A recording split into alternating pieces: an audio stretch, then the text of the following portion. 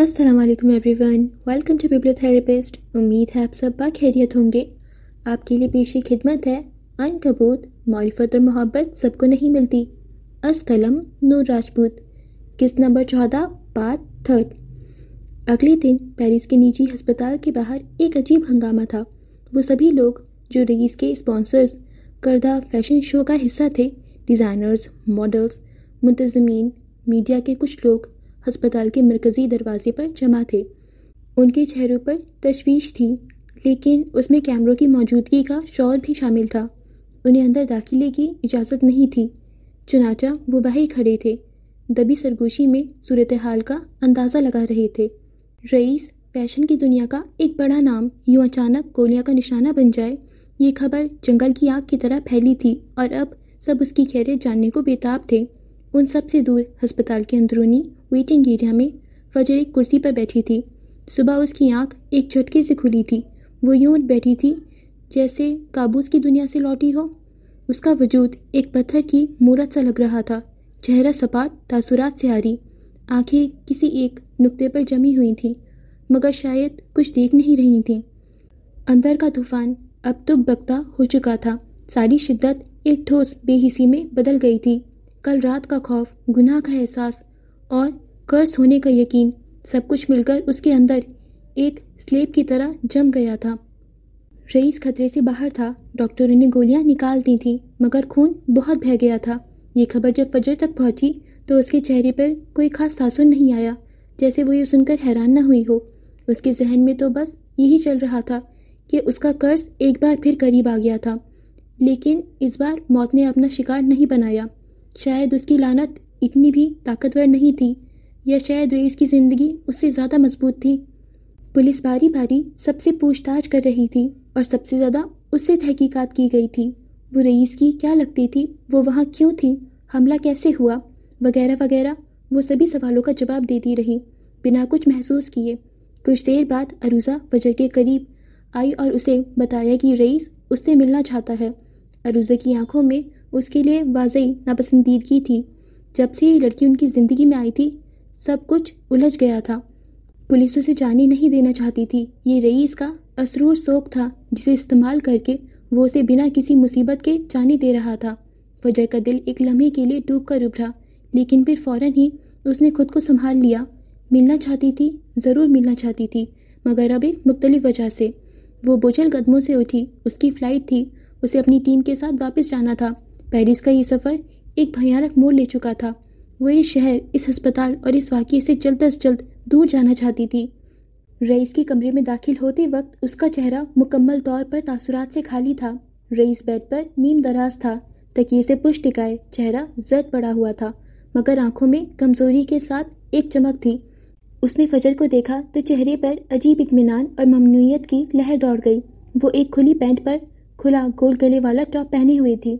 Scarf गर्दन के गिर्द बंधा था और बाल उलझे हुए से बंधे थे। चेहरा सता और सपाट था। वो कॉलेज स्टूडेंट लग रही थी। तुमने मेरी जान बचाई, शुक्रिया। उसकी आंखों में गहराई थी। वो उस लम्हे को जज़ब कर रहा था। वो उस लड़की की हिम्मत पर हैरान था। अगर वो आसपास ना होती तो शायद बच ना पाता। मैं इसे एहसान समझूं, वो अपनी चमक चेहरे पर वापस लाता बोला। ग्लास विंडो से छनकर आती रोशनी में रईस का वजूद रोशनियों जैसा लग रहा था। फजर उसके बेड से कुछ फासले पर रुकी थी। उसकी आवाज़ सर्द और सपाट थी, जैसे किसी रोबोट ने जवाब दिया हो। एहसान? मुझे एहसान करना पसंद नहीं। रईस लम्हे भर के लिए ठिठका। उसकी आंखों में हैरत और कुछ समझ न आने का तासुर उभरा। मैं तो शुक्रिया कह रहा था। फजर ने एक बेतासुर नज़र उस पर डाली। एक बार आपने मेरी जान बचाई थी, इस खतरनाक एक्सीडेंट में, याद है? उसकी आवाज़ में कोई लचक नहीं थी। आज मैंने आपकी जान बचा दी। उसने एक लम्हे के लिए सांस ली। हिसाब बराबर हो गया। ये अल्फाज कमरे में गूंजे। रईस का चेहरा सुन्न हो गया। हिसाब बराबर, चांद के बदले चांद। फजर ने बात जारी रखी, उसी सर्द और कटे हुए अंदाज में, जैसे कोई हकीकत बयान कर रही हो। मैं उम्मीद करती हूँ कि अब हम आइंदा कभी नहीं मिलेंगे। ये कहकर उसने रुख मोड़ा। उसका कर्ज, लोगों से दूर रहना ही उसकी सलामती की जमानत था। उसे खुद को अलग थलग करना था, यही उसकी कीमत थी, या उसकी लानत का तकाजा। रईस उसे जाता देखता रहा। वो कुछ कह न सका। फजर की पुश्त और उसके सर्द अल्फाज جانے کیوں اس کے لیے گولیوں کے زخم سے زیادہ تکلیف دہ تھے۔ فجر نے پیچھے مڑ کر نہیں دیکھا۔ اس کے لیے یہ ایک باب تھا جو بند ہو چکا تھا، یا جیسے اسے زبردستی بند کرنا پڑا تھا۔ حالانکہ اسے تو رئیس گروپ کے ساتھ کام کرنا تھا، برابری کی سطح پر۔ اس کے قرض ہونے کا خوف اور اس خوف سے جنم لینے والی تنہائی کا فیصلہ اس وقت اس کے ہر دوسرے احسان پر حاوی تھا۔ وہ جا رہی تھی اپنے پیچھے ایک الجھا ہوا زخمی رئیس چھوڑ کر، اور اپنے ساتھ اپنے ملکہ ملعون ہونے کا بوجھ لے کر۔ کمرے کا دروازہ کھلا اور پھر بند ہو گیا۔ ہاں، البتہ رئیس جانتا تھا وہ لڑکی اس سے جڑی ہوئی تھی، وہ اسے دور نہیں جا سکتی تھی، اب تو بالکل نہیں۔ ان کی تقدیریں جڑ چکی تھیں۔ کم از کم رئیس اورنگزیب کو تو یہی لگا تھا، وہ پہلی عورت تھی جس نے اسے بچایا تھا، ورنہ عورت ذات سے اسے ہمیشہ موت ہی ملی تھی۔ پھر کیسے وہ دور جا سکتی تھی؟ ہرگز نہیں۔ یہ منظر ہسپتال کے پرسکون کمرے کا تھا، باہر کی دنیا سے کٹا ہوا۔ یہاں صرف مشینوں کی دھیمی بیپ اور کبھی کبھار سٹاف کی سرگوشیاں سنائی دیتی تھیں۔ وہ شاندار فیشن شو جس کی گہما گہمی چند دن قبل عروج پر تھی، اب ایک یاد بن چکا تھا۔ تمام ٹیمیں، تمام بڑے برانڈز سب واپس جا چکے تھے۔ اب اس وسیع و عریض کمرے میں بس دو ہی روحیں موجود تھیں، بستر نیم پر دراز، حملے کے زخموں سے چور رئیس، اس کا وفادار ساتھی مراد، جو رئیس کو کشمگین نگاہوں سے گھور رہا تھا کیونکہ وہ موبائل پر ریلز دیکھتے ہوئے زوردار قہقہے لگا رہا تھا۔ مصنوعی ہنسی۔ عروضہ بھوری رنگت لیے غصے کی وجہ سے مزید سنجیدہ لگ رہی تھی۔ کمرے میں داخل ہوئی، رئیس نے عروضہ کو دیکھا تو اس کی مسکراہٹ اور گہری ہو گئی۔ آؤ عروضہ، دیکھو تو۔ رئیس نے ابھی بات شروع ہی کی تھی، پر اگلی ہی پل اس کی بات حلق میں اٹک گئی۔ عروضہ نے بغیر کوئی لمحہ ضائع کیے اپنا مضبوط ہاتھ اٹھایا اور ایک زوردار مکہ رئیس کی ناک پر مارنا چاہا، مگر رئیس قابل پھرتی سے اس کا ہاتھ پکڑ چکا تھا۔ اس کا جسم درد سے بلبلا اٹھا۔ اس سے پہلے وہ کچھ کہتا، عروضہ نے برق رفتاری سے دوسرا ہاتھ گھمایا اور اس بار مکہ اس کی ناک پر پڑ چکا تھا۔ بیڑا گرک۔ رئیس درد سے بلبلا اٹھا، وہ ناک پکڑ کر بستر پر دھورا ہو گیا تھا۔ عروضہ اسے گھور رہی تھی، اس کی آنکھوں میں کوئی نرمی نہیں تھی۔ وہ رئیس گروپ کی ملازم ضرور تھی، مگر اس رشتے سے کہیں بڑھ کر وہ اس کے والد کے گہرے دوست کی بیٹی تھی۔ اس حقیقت نے رئیس پر ایک خاص حق دے دیا تھا۔ اس کی آواز میں سختی تھی۔ بیڑا گرک، آپ نے کیا ہے جو مجھے بتائے بغیر نکل گئے؟ آپ کو اندازہ بھی ہے کیا ہو سکتا تھا؟ آپ کی جان جا سکتی تھی۔ اس نے ایک گہری سانس لی، اپنی ناراضگی پر قابو پانے کی کوشش کرتے ہوئے، اور پھر ٹھنڈی آواز میں کہا، میں ڈیڈ کو بتاؤں گی، اب بھگتیں۔ رئیس درد سے کر رہا تھا۔ اسے معلوم تھا کہ عروضہ کا ڈیڈ کہنا صرف ایک دھمکی نہیں تھی، اور یہ بات جب اس کے والد تک پہنچے گی تو وہ ایک اور مشکل میں پھنس جائے گا۔ مگر اس وقت اسے صرف اپنی ٹوٹی ہوئی ناک اور چہرے پر اٹھنے والے درد کا احساس تھا۔ وہ جیسے آئی تھی اسی طوفان سے پلٹ گئی۔ اس کے جاتے ہی مراد اپنی جگہ سے اٹھا، اس نے ہاتھ سے تالی بجائی۔ Well done. اس نے رئیس کو دیکھا۔ پہلی بار مجھے یہ ڈیمن اچھی لگی ہے، مزہ آ گیا۔ وہ مزہ لیتے باہر نکل گیا، جبکہ ان کے جاتے ہی رئیس سیدھا ہو بیٹھا، موبائل دور پھینک دیا۔ اب اس کے چہرے پر کوئی ہنسی، کوئی مصنوعی پن نہیں تھا، بلکہ سوچ کی گہری پرچھائیاں تھیں۔ رئیس اورنگزیب آسانی سے کسی کا شکار ہو جائے، اس کا کیا مطلب ہو سکتا ہے؟ اس کا مطلب ہے کہ اس نے خود کو شکار ہونے دیا۔ وہ جانتا تھا ایسا کچھ ہوگا۔ اس نے جان بوجھ کر فجر کا پیچھا کیا تھا تاکہ یہ جان سکے کہ اگر اس پر حملہ ہوا تو وہ صرف فجر سے نہیں، اس سے بھی جڑا ہوگا، اس کا تعلق ماضی سے ہوگا۔ اور اب اسے یقین ہو گیا تھا کہ ان کا دشمن جو بھی تھا وہ مشترکہ تھا۔ اس نے گہری سانس لی اور پھر بیڈ سے نیچے اتر آیا۔ اب ہوگا اصل کھیل شروع، کیونکہ رئیس شکار کے لیے تیار تھا۔ جوزف پیلس کا بیرونی سبزہ زار۔ جوزف پیلس کے وسیع و عریض زمرد سبزہ زار پر ایک خوابناک تقریب کا اہتمام تھا۔ آسمان صاف اور شفاف تھا، ہلکی دھوپ نے ماحول کو ایک سنہری چمک بخشی تھی۔ سبز گھاس پر سفید پھولوں، خصوصاً سفید گلاب اور لیلی کے پھولوں کی کیاریاں اور گملے نہایت نفاست سے سجائے گئے تھے۔ داخلی راستے سے لے کر اسٹیج تک سفید ریشمی کپڑے اور نازک بیلوں سے آرستہ محرابیں بنائی گئی تھیں، جن پر سفید ربن لہرا رہے تھے۔ ہوا میں پھولوں کی میٹھی خوشبو اور ہلکی مدھم موسیقی رچی بسی تھی۔ مہمانوں کے بیٹھنے کے لیے سفید کرسیاں قطاروں میں لگی تھیں، جن پر سفید سیٹن کے کور چڑھے ہوئے تھے۔ مجموعی طور پر ماحول ایک انتہائی پروقار، امیرانہ اور کلاسک کرسچن شادی کی عکاسی کر رہا تھا، جہاں پر ہر چیز ترتیب، خوبصورتی اور نفاست کا نمونہ تھی۔ دور سے آتی موسیقی کی دھن پر ایڈنبرگ کی شوبز انڈسٹری کی نامور شخصیت اپنے بہترین لباس میں ملبوس خوش گپیوں میں مصروف تھی۔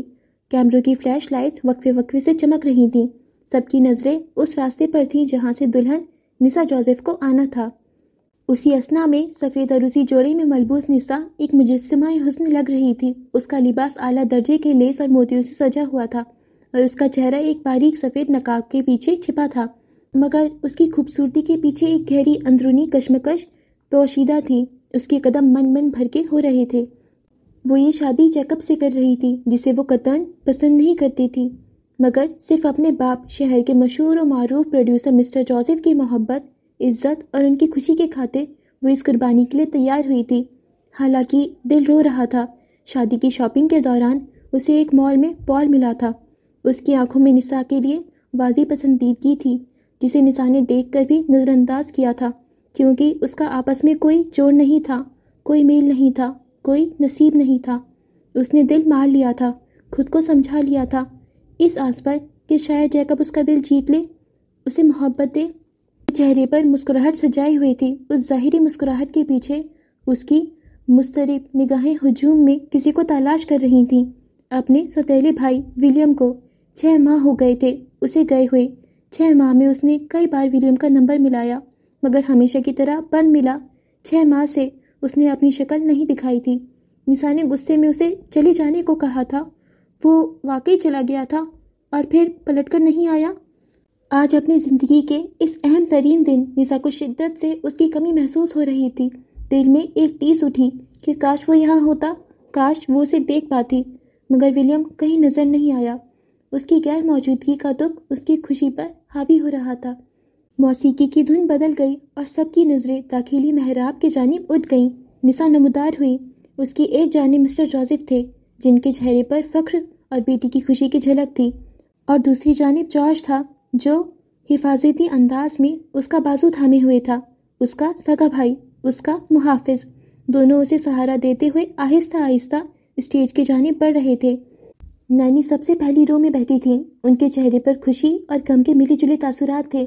ان کے ہاتھوں میں پلی بڑی جوان ہوئی نسا آج رخصت ہوئی جا رہی تھی۔ نسا سر جھکائے قدم اٹھا رہی تھی۔ اس کا دل بوجھل تھا۔ وہ اپنی نظریں ہجوم پر ڈالنے سے گریزاں تھی۔ مبادہ ولیم کو نہ پا کر اس کی آنکھوں میں نمی اتر آئی۔ اسٹیج پر جیکب نفیس سیاہ ٹیکسیروں میں ملبوس بے چینی سے اس کا منتظر تھا۔ اس کے چہرے پر مسکراہٹ تھی، اداکارانہ مسکراہٹ۔ وہ خوش تھا، آج اس کی فتح ہوئی تھی۔ وہ ہونگے چوڑے کیے فخر سے کھڑا تھا۔ مسٹر جوزف اور جارج نسا کو بڑی محبت اور احتیاط سے اسٹیج تک لائے اور اسے جیکب کے قریب لا کھڑا کر دیا۔ ایک لمحے کے لیے نسا کی نگاہیں ایک آخری امید کے ساتھ ہجوم پر پڑیں، مگر ولیم کا کوئی نشان نہیں ملا۔ ایک گہری سانس لے کر اس نے سامنے دیکھا، جہاں جیکب اس کا ہاتھ تھامنے کا منتظر تھا۔ بظاہر یہ ایک شاندار پرفیکٹ تقریب تھی، روشنیوں، پھولوں اور معزز مہمانوں سے سجی ہوئی، مگر دلہن کے دل میں یادوں، پچھتاوے اور ایک نامکمل خواہش کی خلق باقی تھی۔ کچھ دیر بعد اعجاب و قبول شروع ہوا۔ وہ دونوں ایک دوسرے کو قبول کر رہے تھے۔ نسا کے آنسو گال پر بہتے چلے گئے۔ شام رات میں تبدیل ہو گئی۔ ایک خوبصورت اور کلاسک تقریب کے بعد نسا کو نینی نے ڈھیروں دعاؤں کے سائے میں جیکب کے ساتھ ایک چمچماتی سفید گاڑی میں رخصت کر دیا، اس بات سے بے خبر کہ نسا کے آنے والی زندگی خواب جیسی نہیں، عذاب جیسی ہونے والی تھی۔ کمرہ کسی خواب محل سے کم نہ تھا۔ گلاب کی پنکھڑیاں نرم بستر اور چمکدار فرش پر بکھری تھیں۔ خوشبودار موم بتیاں مدھم روشنی بکھیر رہی تھیں، جس سے کمرے میں ایک رومانوی اور سحر انگیز ماحول تھا۔ کونے میں سجے پھولوں کے گلدستے اپنی تازگی اور رنگینی سے کمرے کی خوبصورتی میں اضافہ کر رہے تھے۔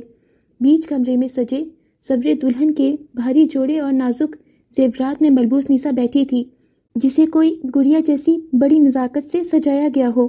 اس کی آنکھوں میں ہلکی گھبراہٹ تھی، لیکن اس معصوم چہرے پر آنے والی زندگی کے لیے ایک ننھی سی امید کی کرن بھی جھلملا رہی تھی۔ وہ اپنے شوہر کا انتظار کر رہی تھی، جس سے اس کی شادی ابھی کچھ گھنٹے پہلے ہی ہوئی تھی۔ اسے کیا معلوم تھا کہ یہ سجاوٹ، یہ خوشبو، یہ انتظار سب ایک خوفناک طوفان کا پیش خیمہ ہے۔ دروازہ کھلا اور جیکب اندر داخل ہوا۔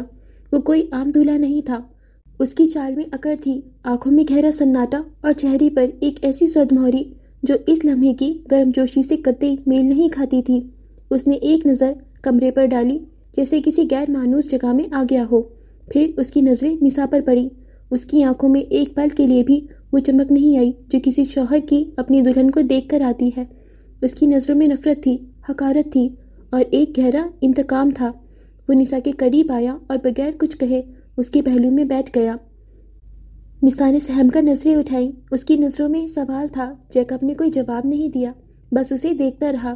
اس کی نظروں میں ماضی کے سائے ناچ رہے تھے، اپنے باپ کی ناکامی، نساء کے باپ کی بڑھتی ہوئی شہرت، ولیم سے ملی تذلیل اور نینسی کا چہرہ جو اس سے شادی نہ کرنے کے خاطر موت کو گلے لگا گئی تھی۔ ان تمام تلخ حقیقتوں کا زہر اس کی رگوں میں دوڑ رہا تھا، اور پھر بغیر کسی وارننگ کے اس کا ہاتھ اٹھا اور پوری قوت سے نساء کے گال پر پڑا۔ تھپڑ کی آواز کمرے کے سناٹے میں گونجی۔ نساء کی چیخ حلق میں ہی دب گئی۔ وہ لڑکھڑا کر بستر پر گر پڑی۔ اس کا گال سرخ ہو گیا، آنکھوں سے بے اختیار آنسو بہنے لگے۔ جیکب! اس نے گال پر ہاتھ رکھتے بے یقینی سے اسے دیکھا۔ وہ اس کے لیے قطعی تیار نہیں تھی۔ جیکب کی آواز گونجی، سرد اور پتھریلی، یہ کوئی شادی نہیں ہے۔ اس کے لہجے میں اتنی نفرت تھی کہ جیسے ہر لفظ نساء پر ایک پتھر بن کر گر رہا ہو۔ یہ صرف بدلہ ہے، تمہارے باپ اور ان بھائیوں سے بدلہ جنہوں نے ہمیں پیچھے دھکیلا۔ وہ اس کے لفظوں پر حیران ہوئی۔ مسٹر ایلبرٹ اکثر اسٹارلائٹ پروڈکشن ہاؤس کے کو پروڈیوسر ہوتے تھے۔ مسٹر جوزف نے جیکب کو لانچ کیا تھا، اسے چمکتا ہوا ستارہ بنایا تھا۔ پھر یہ سب کیوں؟ اس کے بعد جو کچھ بھی ہوا وہ کسی جسمانی تشدد سے کہیں زیادہ روح کی پامالی تھا۔ جیکب نے نساء کو بازو سے پکڑا، اس پر چیخا چلایا، اس نے اسے دھکے دیے، اس کے ساتھ بدسلوکی کی، اس نے جسمانی طور پر اسے تکلیف دی، لیکن اس کے الفاظ، اس کی حقارت بھری نظریں، اس کا رویہ اس کے زخموں کو مزید گہرا کر رہا تھا۔ وہ اس پر الزام لگا رہا تھا، اس کی معصومیت کا مذاق اڑا رہا تھا، وہ اس کے وجود کی نفی کر رہا تھا۔ نساء روتی رہی، منتیں کرتی رہی، لیکن جیکب پر کوئی اثر نہیں ہوا۔ وہ انتقام کی آگ میں جل رہا تھا اور نساء اس آگ کا پہلا ایندھن تھی۔ اس نے اس کے جسم پر اتنے تشدد کے نشان چھوڑے، لیکن سب سے بڑھ کر اس نے اس کی روح کو تار تار کر دیا تھا۔ اس رات محبت، امید اور معصومیت اس کمرے میں دم توڑ گئی۔ اگلی صبح جب سورج کی پہلی کرنیں کمرے میں داخل ہوئی تو سجاوٹ بے معنی لگ رہی تھی۔ جیکب جاگ چکا تھا، نساء بستر پر اوندھے منہ پڑی تھی۔ جب وہ اٹھی اور باتھ روم میں جا کر آئینے میں خود کو دیکھا تو ایک لمحے کے لیے پہچان ہی نہ سکی۔ سوجی ہوئی آنکھیں، ہونٹوں کے کونے پر زخم، گال پر گہرے نیل کا نشان، بکھرے بال اور چہرے پر موت جیسی سردی۔ وہ اپنی حالت دیکھ کر دوبارہ پھوٹ پھوٹ کر روتی۔ ڈیڈ، نینی، جارج، ولیم، اس کی کھٹی کھٹی سسکیاں باتھ روم میں گونج گئیں۔ وہ منہ پر ہاتھ رکھے رو رہی تھی۔ بے طرح، بے مول ایڈنبرگ کے مشہور پروڈیوسر اور نامور شخصیت مسٹر جوزف کی شہزادیوں جیسی بیٹی اپنی بے قدری پر کھٹ کھٹ کر رو رہی تھی۔ اس کے جسم پر تو جیکب کے تشدد کے داغ صاف نمایاں تھے، ہر کوئی دیکھ سکتا تھا، لیکن اس کی روح پر جو زخم لگے تھے، جو نشانات جیکب نے اس کے اندر چھوڑے تھے، اس کی معصومیت جو قتل ہوئی تھی، اس کا اعتماد جو اشپاش ہوا تھا، وہ کوئی نہیں دیکھ سکتا تھا۔ وہ نشانات اس کے دل کی گہرائیوں میں چھپ گئے تھے، جو شاید ساری عمر بھرنے والے نہیں تھے۔ وہ زندہ تھی، سانس لے رہی تھی، لیکن اس کی روح اس کمرے میں اس بدلے کی رات مر چکی تھی۔ اسٹارلائٹ اسٹوڈیو فلم سیٹ۔ اسٹارلائٹ اسٹوڈیو کا پروڈکشن ہاؤس اس وقت مکمل خاموشی اور گہری سنسناہٹ میں ڈوبا ہوا تھا۔ تیز روشنیوں کا جھرمٹ ہیروئن جانی رابرٹ پر مرکوز تھا، جو فرش پر بکھری پڑی تھی۔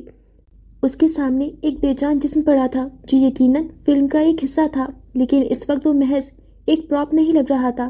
کیمرہ وزنی اور خاموش بتیوں کی طرح اپنی جگہوں پر جمے تھے۔ عملے کے افراد اپنی سانسیں روکے کھڑے تھے۔ سب کی نظریں چینی پر تھیں۔ چینی آنسوؤں کے سیلاب میں ڈوبی ہوئی تھی۔ اس کا میک اپ کچھ دیر پہلے تک پرفیکٹ تھا، اب آنسوؤں اور سسکیوں سے خراب ہو رہا تھا۔ وہ اس بے جان جسم پر جھکی ہوئی تھی، اس کے کندھے ہچکیوں سے ہل رہے تھے اور اس کے منہ سے کربناک آوازیں نکل رہی تھیں۔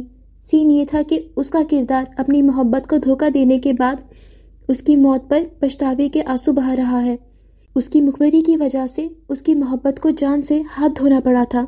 یہ ایک انتہائی جذباتی اور مشکل سین تھا، لیکن جو لوگ جینی کو جانتے تھے، خاص طور پر ڈائریکٹر جارج، وہ جانتا تھا کہ یہ صرف اداکاری نہیں تھی۔ جینی کے آنسو حقیقی تھے، اس کا پچھتاوا سچا تھا۔ یہ سین جو اس کی فلمی کہانی کا حصہ تھا، اس کی اپنی خوفناک حقیقت کا آئینہ تھا۔ کیمرے کے پیچھے مانیٹر پر نظریں جمائے جارج کھڑا تھا۔ اس کے چہرے پر کوئی تاثر نہیں تھا، لیکن اس کی آنکھوں میں ایک گہرا درد چھپا تھا۔ وہ جینی کو روتے ہوئے دیکھ رہا تھا، اس کے کرب کو محسوس کر رہا تھا، اور اس کے اندر سب کچھ ٹوٹ پھوٹ رہا تھا۔ ہر سسکی، ہر آنسو اسے ماضی کے اس لمحے میں واپس لے جا رہا تھا جب جینی نے ولیم کے اعتماد کو پامال کیا تھا۔ ولیم نے جینی پر آنکھیں بند کر کے بھروسہ کیا، اور آج ایک تہہ خانے کی تاریکی میں قید تھا، اور یہ سب جینی کی مخبری کی وجہ سے ہوا تھا۔ جارج کے لیے سین دیکھنا جان لیوا تھا۔ وہ دیکھ رہا تھا کہ جس عورت کو وہ پسند کرتا تھا، وہ جس کی محبت نہ ملنے پر اس نے یہ سب کیا تھا، آج وہ اسکرین پر اسی عمل کا پچھتاوا کر رہی ہے، کیونکہ محبت تو اسے بھی نہیں ملی تھی۔ ہاں، البتہ اعتماد کا ایک رشتہ تھا جو جا چکا تھا۔ وہ جانتا تھا کہ جینی کا درد حقیقی ہے، لیکن یہ درد اس درد کے مقابلے میں کچھ بھی نہیں تھا جو ولیم سہ رہا تھا، یا وہ درد جو جارج کے دل میں تھا۔ وہ اسے ہدایت دے رہا تھا، اس سے پرفارمنس نکلوا رہا تھا، لیکن ہر لفظ اس کے گلے میں پھنس رہا تھا۔ جارج کا دماغ ایک بھنور بن گیا تھا۔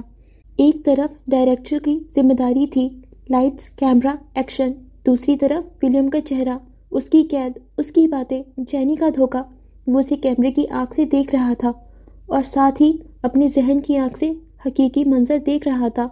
جینی کی ہنستی ہوئی صورت، ولیم کا اس پر اندھا اعتماد، اور پھر سب کچھ ختم ہو جانے کا لمحہ۔ مجھے معاف کر دو، مجھے معاف کر دو۔ جینی کا رونا مزید تیز ہو گیا۔ وہ پوری طرح سے سین میں ڈوبی ہوئی تھی، یا شاید اپنی ہی حقیقت کے بوجھ تلے دبی ہوئی تھی۔ اس کے آنسو فرش پر گر رہے تھے، جیسے اس کی روح سے چھلنی ہو کر باہر آ رہے ہوں۔ جارج کی مٹھی پھنچ گئی، وہ چیخنا چاہتا تھا، بس کرو، مت رو، مجھے تکلیف ہو رہی ہے، لیکن اس کا پیشہ ورانہ نفس اسے روکے ہوئے تھا۔ وہ صرف مانیٹر پر اس المناک منظر کو دیکھ سکتا تھا جس میں اداکار حقیقی درد محسوس کر رہے تھے، اور ڈائریکٹر خاموشی سے مر رہا تھا۔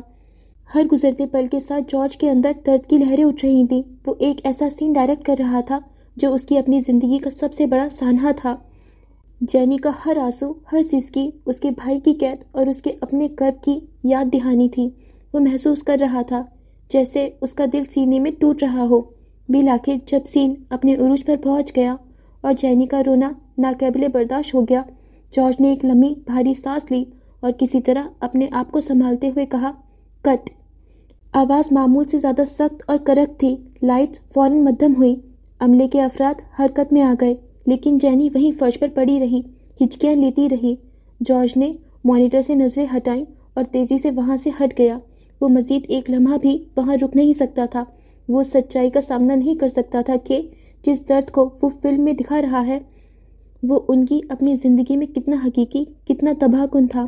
اسٹوڈیو کی روشنیاں اب اسے اور بھی خالی اور سرد محسوس ہو رہی تھیں، جیسے وہ اس گہرے تاریک تہہ خانے کی طرح جہاں اس کا ولیم قید تھا۔ فلم سٹی کی خیمہ خیمی اب سمٹنے لگی تھی۔ لائٹس آہستہ آہستہ بجھ رہی تھیں، عملہ ساز و سامان سمیٹ رہا تھا، مگر ایک کونے میں جہاں روشنی بامشکل پہنچ رہی تھی، دو وجود ساکت بیٹھے تھے۔ یہ جارج اور جینی تھے۔ سیٹ پر بکھری چیزیں، ادھورے سیٹ کے پرزے اور تاروں کے الجھے گچھے ان کے ارد گرد ایک بے ترتیب ویران سا ماحول بنا رہے تھے جو ان کے اندر کی الجھن اور ویرانی کا عکاس تھے۔ جینی ابھی تک مکمل طور پر سنبھلی نہیں تھی۔ اس کی آنکھیں سوجی ہوئی تھیں اور چہرہ تکن اور گہرے کرب سے نڈھال تھا۔ وہ خالی نظروں سے سامنے دیکھ رہی تھی، جیسے اب بھی اس منظر میں پھنسی ہو۔ جارج اس سے تھوڑا فاصلے پر بیٹھا تھا، اس کی پشت دیوار سے لگی تھی اور وہ سر جھکائے اپنے ہاتھوں کو دیکھ رہا تھا۔ ان کے درمیان کی خاموشی بہت وزنی تھی۔ کوئی انہیں دیکھ کر کہہ نہیں سکتا تھا کہ ایک مشہور اداکارہ اور دوسرا ابھرتا ہوا ڈائریکٹر تھا۔ بالآخر جارج نے سر اٹھایا۔ اس کی آواز دھیمی تھی، مگر اس میں چھپا درد اور الزام واضح تھا۔ تمہارے پاس ولیم کا شادی کا سرٹیفکیٹ ہے نا؟ جینی چونکی۔ اس نے سست روی سے جارج کی طرف دیکھا۔ اس کی آنکھوں میں سوال تھا۔ جارج نے اپنی بات جاری رکھی۔ اس کا لہجہ تھوڑا تلخ تھا۔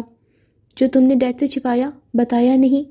اس نے سانس لی اور اس کی آواز میں الجھن کھل گئی۔ تم ابھی بھی اس کے لیے رو رہی تھی؟ اس نے تمہیں دھتکارا، پھر بھی تم نے اس کی شادی کو چھپانے میں مدد کی. کیوں جینی؟ کیوں کیا تم نے ایسا؟ جینی نے نظریں جھکا لیں. اس نے اپنے ٹوٹے ہوئے لبوں پر زبان پھیری جیسے الفاظ تلاش کر رہی ہو. جب وہ بولی تو اس کی آواز کمزور تھی مگر اس میں ایک عزم تھا. ولیم بے قصور ہے، میں اس کے لیے نہیں، خود پر رو رہی تھی. اس نے جارج کی آنکھوں میں دیکھا اور اب اس کی آواز میں تلخ سچائی تھی. میں جانتی ہوں تم مجھے پسند کرتے ہو جارج. میں یہ بھی جانتی ہوں کہ وہ جہاں بھی ہے اسے وہاں پہنچانے میں تمہارا ہاتھ ہے. ایک لمحے کا توقف آیا. لیکن ولیم مجھ سے محبت نہیں کرتا، اسے اپنی بیوی عزیز ہے. جارج یوں ہی خاموش بیٹھا رہا جیسے لب سل گئے ہوں. 2 ماہ ہو گئے تھے نسا کی شادی کو اور وہ بامشکل 2 بار ملنے آئی تھی. جیکب اسے آنے ہی نہیں دیتا تھا. یوں تو نسا نے کچھ نہیں بتایا تھا پر وہ مکمل طور پر بدل گئی تھی. جوزف پیلس گہری خاموشی اور اندھیرے میں ڈوب گیا تھا اور اس خاموشی میں جارج کا دل بھی. جینی کا لہجہ مزید دھیما ہو گیا. اس نے مجھے ایک راز دیا تھا، اس کی شادی کا راز جو مجھے کسی کو نہیں بتانا چاہیے تھا. اس کی آنکھوں میں ایک بار پھر آنسو بھر آئے.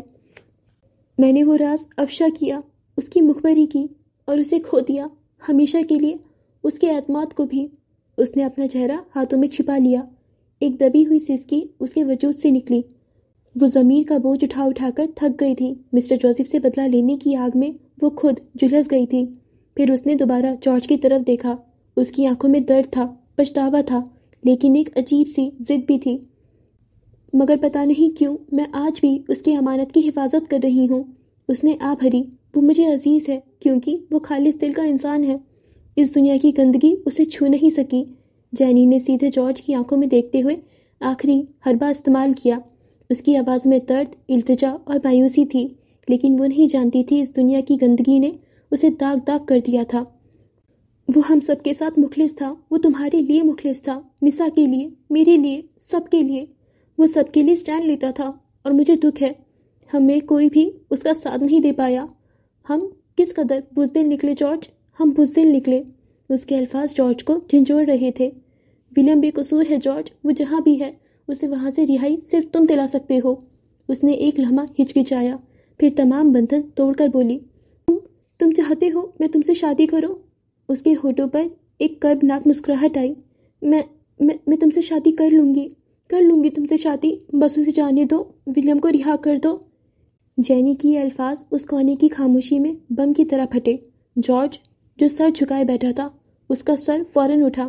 اس کی آنکھیں حیرت، صدمے اور ایک ناقابل یقین کرب سے پھیل گئیں.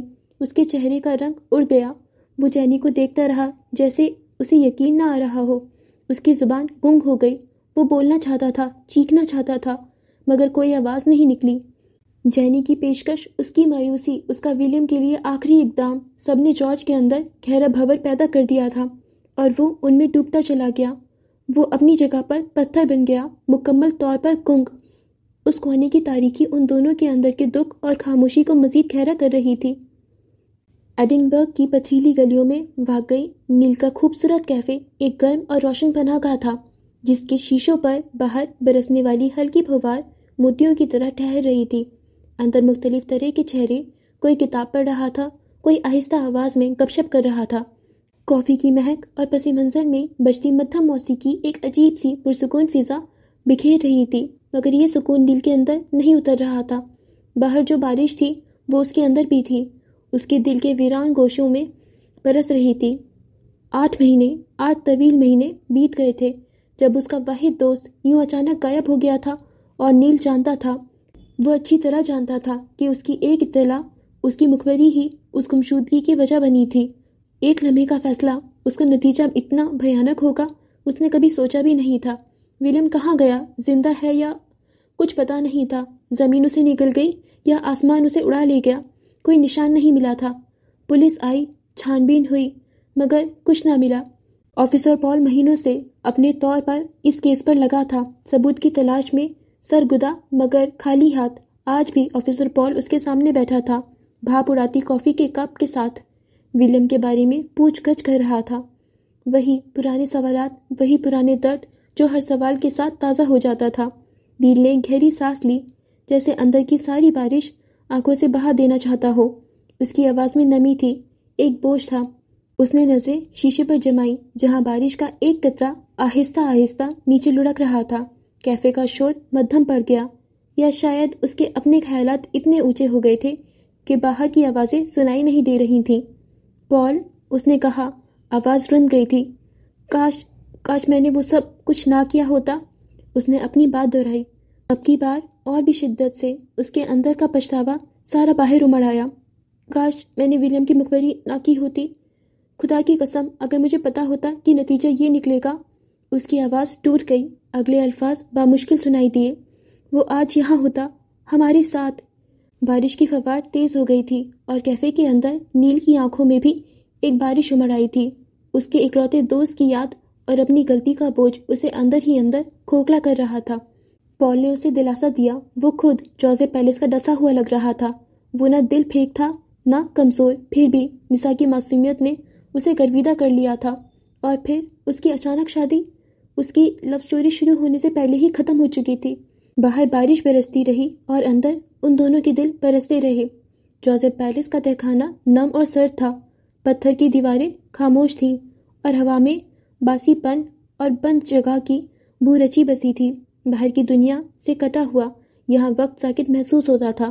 اسی تاریکی اور اکیلے پن میں ولیم کو قید ہوئے آج 11 ماہ مکمل ہو چکے تھے۔ پہلے 6 ماہ ایک زندہ زخم سے کم نہ تھے۔ ہر دن تشدد، جسمانی تکلیف اور ذہنی اذیت کا نیا باب کھولتا تھا۔ جارج اور مسٹر جوزف باقاعدگی سے آتے، ان کے ساتھ خوف اور درد کی نئی لہر آتی۔ مار پیٹ، بھوکا رکھنا، نیند سے محروم کرنا، ہر حربہ آزمایا گیا۔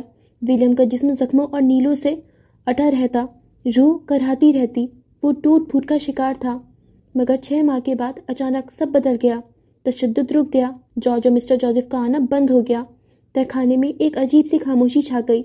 اب صرف ایک چیز مستقل تھی۔ محل کا ایک پرانا جھکا ہوا وفادار ملازم 2 دن میں ایک بار آتا، خاموشی سے ایک پیالہ کھانا، اکثر دال یا کوئی سبزی اور روٹی، رکھ کر چلا جاتا۔ کھانا سادہ مگر حیرت انگیز طور پر صحت بخش ہوتا۔ یہ روز کا معمول بن گیا تھا۔ قید ختم نہیں ہوتی تھی، بیڑیاں اور زنجیریں اب بھی موجود تھیں، مگر وہ وحشت، وہ اذیت رک گئی تھی۔ اس خاموشی اور اکیلے پن میں ولیم کو خود سے ملنے کا موقع ملا۔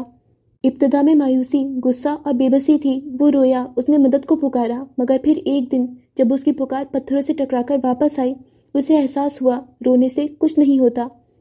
ماتم کرنا کمزور لوگوں کا کام ہے۔ وہاں اس اندھیرے تہخانے میں ایک چنگاری بھڑکی۔ اس نے اپنی حالت زار کا ماتم کرنے کے بجائے اسے استعمال کرنے کا فیصلہ کیا۔ اس کی بیڑیاں اور زنجیریں جو اس کی قید کی علامت تھیں، اب اس کا سامان ورزش بن گئیں۔ اس نے ان کی وزن کو محسوس کیا، انہیں کھینچا، ڈھکیلا، پتھر کے فرش پر پش اپس لگائے، دیوار کے سہارے بیٹھ کر ٹانگوں کو مضبوط کیا۔ اس کے نازک جسم میں سختی آنے لگی، پٹھے ابھرنے لگے۔ اس کے جسم پر موجود کپڑے وقت کے ساتھ ساتھ پھٹ کر چیتھڑے بن چکے تھے، جو اب اس کی مضبوط جسم کو پوری طرح ڈھانپ بھی نہیں رہے تھے۔ وہ دبلا پتلا معصوم نوجوان ولیم اب ختم ہو چکا تھا۔ اس درد، اس تنہائی، اس ایمان اور اس ورزش نے اسے دوبارہ جنم دیا تھا۔ اب جو تہخانے کی گہرائیوں میں سانس لے رہا تھا، وہ ایک طوفان تھا، ایک شکاری جو ہر قسم کے طوفان کا مقابلہ کرنے کے لیے تیار تھا۔ اس کی آنکھوں میں اب خوف نہیں تھا، بلکہ ایک سرد چمک تھی، ایک ایسا عزم تھا جو پہاڑوں کو بھی ہلا دے۔ اس کے بائیں گال پر ٹاکوں کے نشان اب بدصورتی کا داغ نہیں تھا، بلکہ اس کی بقا اور اس کی طاقت کی علامت تھا۔ دن رات اس کی ریاضت جاری تھی۔ جسمانی مشقت کے ساتھ ساتھ اس نے ذہنی طور پر بھی خود کو مضبوط کیا، اپنے جذبات پر قابو پایا، غصے اور مایوسی کو عزم اور حوصلے میں بدلا۔ اس نے اپنی ذہنی بیماری پر قابو پا لیا۔ نینسی اب نہیں آتی تھی۔ فجر کی ایک فون کال نے اسے زندگی کی نئی سمت دے دی تھی۔ جب سے اسے اسکرین پر دیکھا تھا، یہی احساس ذہن میں پلتا تھا کہ وہ بلندیوں پر راج کرنا چاہتی تھی۔ وہاں اس کی حفاظت کون کرے؟ سیدھا سادہ ولیم جوزف؟ کبھی نہیں۔ اسے مضبوط بننا ہی ہوگا۔ اور پھر ایک دن جب 8 مہینے قید میں گزر گئے، اسے کھانے کے ساتھ ایک پرچی ملی۔ اس پر کچھ لکھا تھا، "You are not alone. Your God has not abandoned you." القرآن۔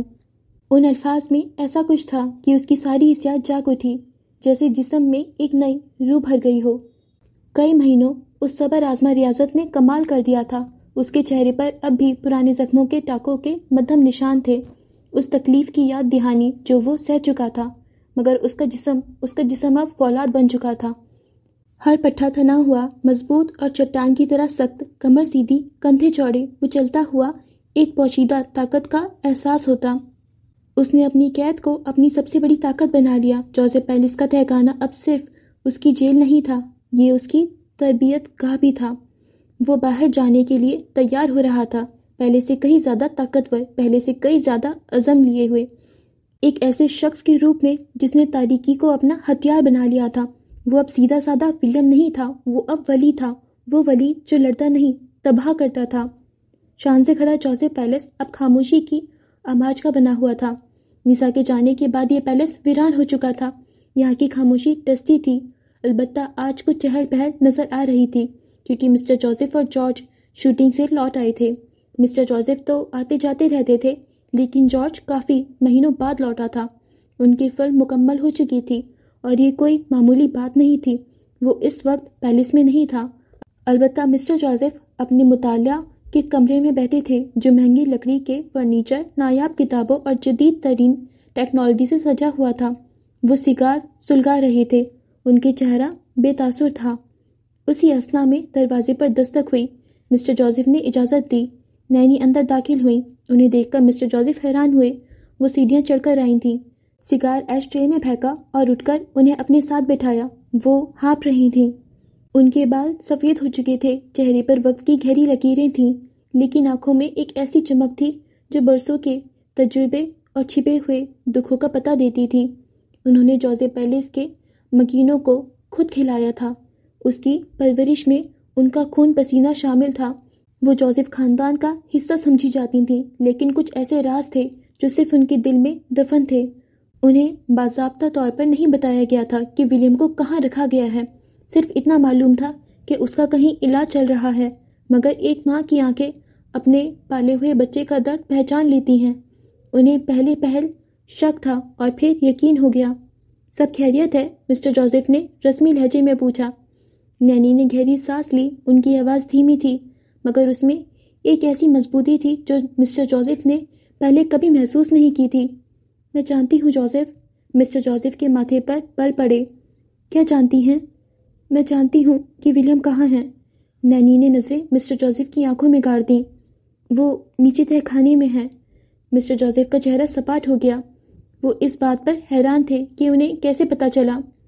آپ نے ایسا کیوں کیا جوزف؟ وہ نم آنکھوں سے انہیں دیکھتے بولی۔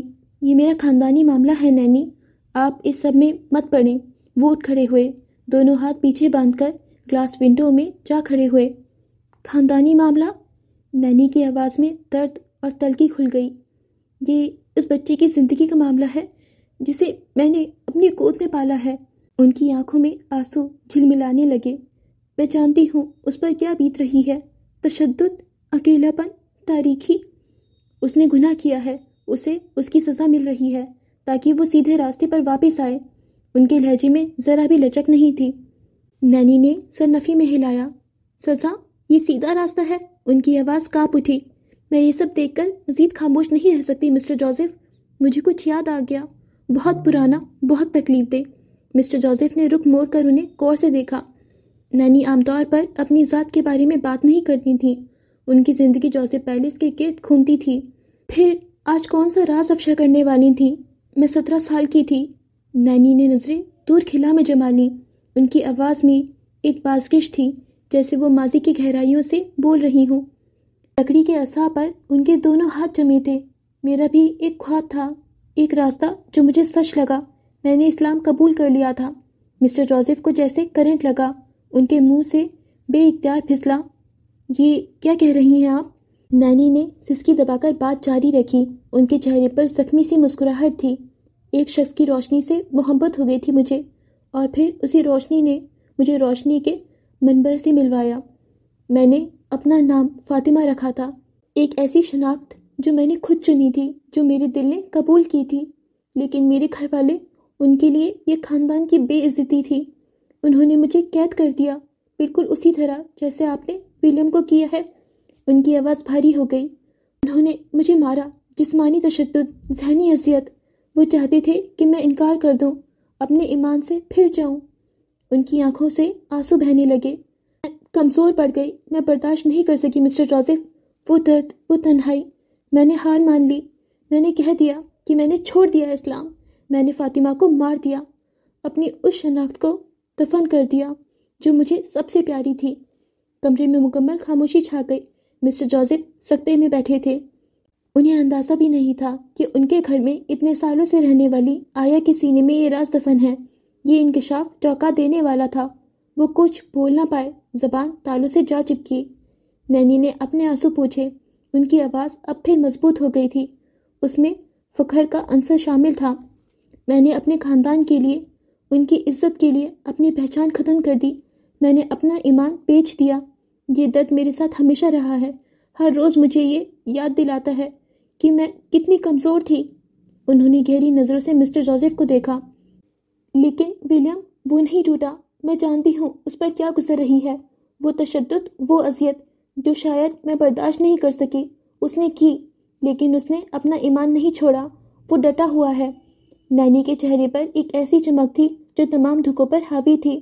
مجھے اس پر فخر ہے مسٹر جوزف، بہت فخر ہے۔ جو میں نہ کر سکی، میرے پالے ہوئے بچے نے کر دکھایا۔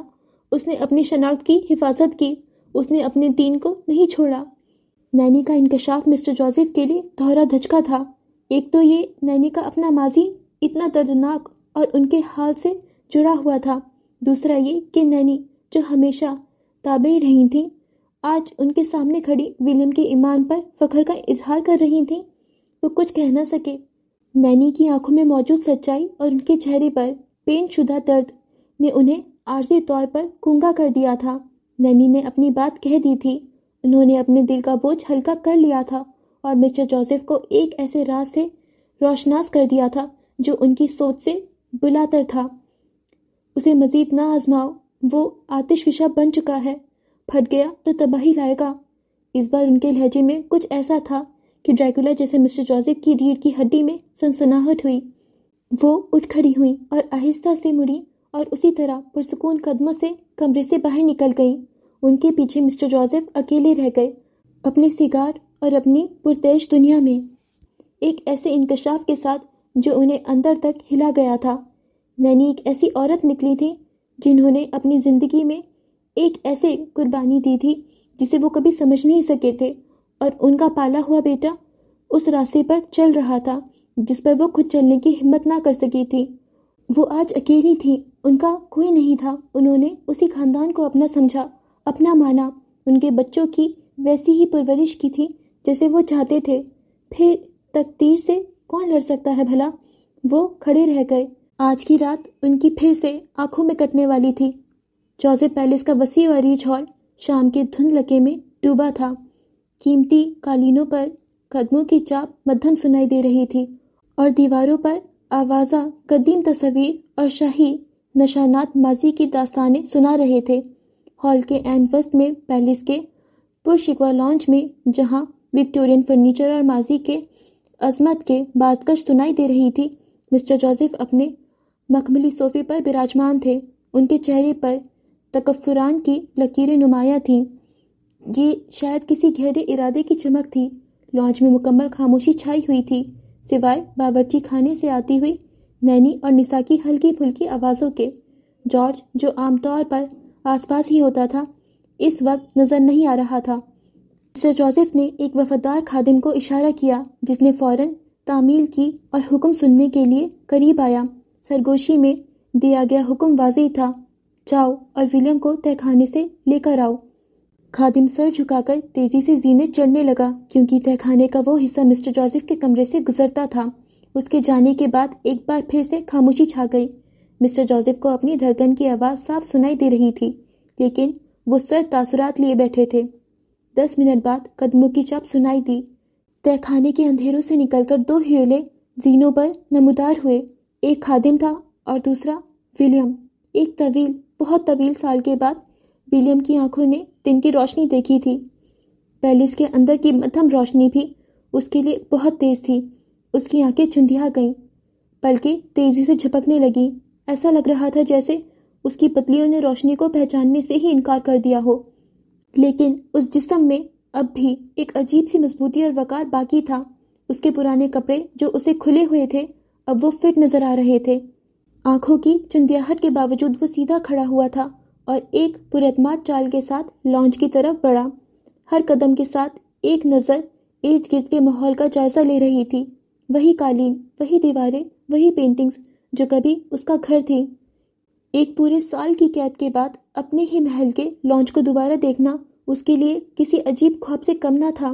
مسٹر جوزف اپنی جگہ سے اٹھے اور ولیم کی طرف دیکھنے لگے۔ ولیم آہستہ آہستہ ان کے جانب بڑھ رہا تھا۔ 1 سال کی قید نے اس کے جسم پر گہرے اثرات مرتب کیے تھے۔ اس کے کندھوں کی ہڈیاں نمایاں ہو رہی تھیں، لیکن اس کے وجود میں ایک نئی سختی اور ارادہ پیدا ہو گیا تھا۔ وہ کھراما بغیر کسی ہچکچاہٹ کے اپنے باپ کی طرف بڑھ رہا تھا۔ اس کے چہرے پر داڑھی تھی اور بال بے حکم سے کٹے ہوئے تھے۔ پہلی نظر میں اسے پہچاننا کافی مشکل تھا، کیونکہ چہرے پر وہ نشان اب اس کی پہچان تھا۔